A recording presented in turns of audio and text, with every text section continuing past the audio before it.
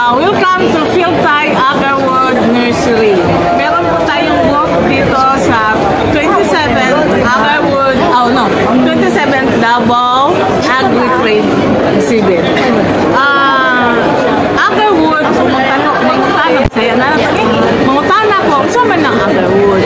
By explanation po, Agarwood is the defense mechanism. It is the aromatic wood produced by the Aquilaria trees as a defense mechanism to heal itself. So ito po, kung sinis natin, yung kahoy po, Aquilaria yan, yung ganyan na kahoy, Aquilaria yan.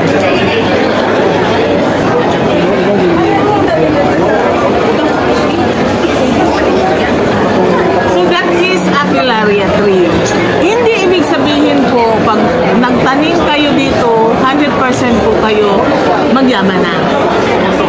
Dapat meron, kasi kahoy lang po ito na Aquilaria. Without inoculation, wala po itong, without production of the agarwood, wala pong value yan. Panggatong lang yan. Kasi Aquilaria trees are softwood. So ang softwood, hindi po talaga siya pwedeng lumber, at saka hindi siya po, ashes lang siya, hindi siya pwedeng charcoal. So ang effect niyan, if you don't produce agarwood on your Aquilaria trees, walang value. Okay, just compare that one. Yung isa is already 30 years old tree. Walang inoculation. Anyway, so that is 101 tree alone. Passive income. Kasi tutubo lang yung you don't need to. So this is how agarwood is formed. I mean, you put the inoculant, masira po yan. Karoon siya ng rotten. Pero nung namasense po ng kahoy yan na meron siyang attack, mag-produce po siya ng defense mechanism. So this ring. So hindi ibig sabihin ay magpakita sa inyo, nag-form ng agarwood, look for the ring. Kasi kung black lang yan, meaning rotten wood lang yan. Hindi siya nakaroon ng defense mechanism. Parang na-diabetic. Pag nakasugat ka sa diabetes, walang pula ng palibot, so walang defense mechanism. So kailangan makikita mo yung ring. That ring is the paglaki niya yan. So this is how sure we are, because the product of the Jowa 100% we assure kada tuso, every hole that you will produce agarwood 3 grams.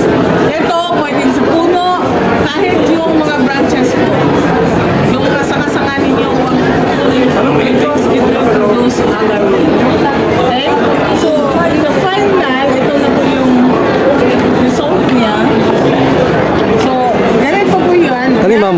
Saan ni ma'am? Nag-form na po na agarwood yan, di-harvest na. This is na rough carving na siya, subject to fine carving.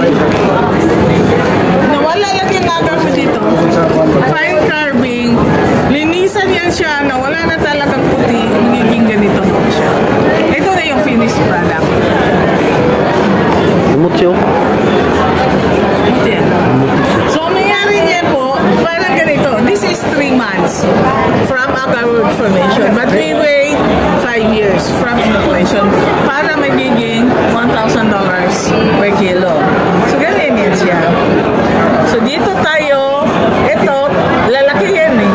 Habang lumalaki. So, dito ang infection, dito na yung tinusok. Dito yung rotten sa loob. And then, the tree will recognize the infection. It will produce the agarwood. Ito na po yung agarwood niya. Tingnan mo how silyado yan. Hindi talaga makalusot ang rotten. Kasi kinover po ng tree yan.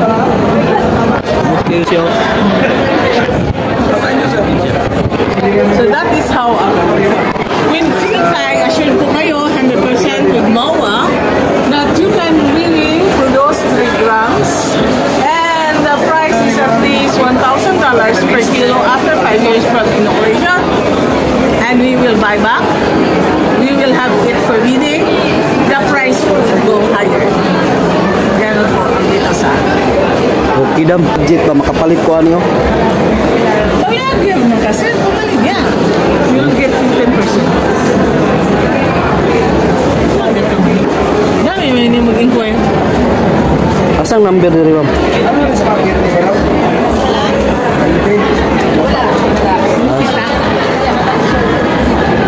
Okay ma'am, thank you kayo mama. Salamat kayo.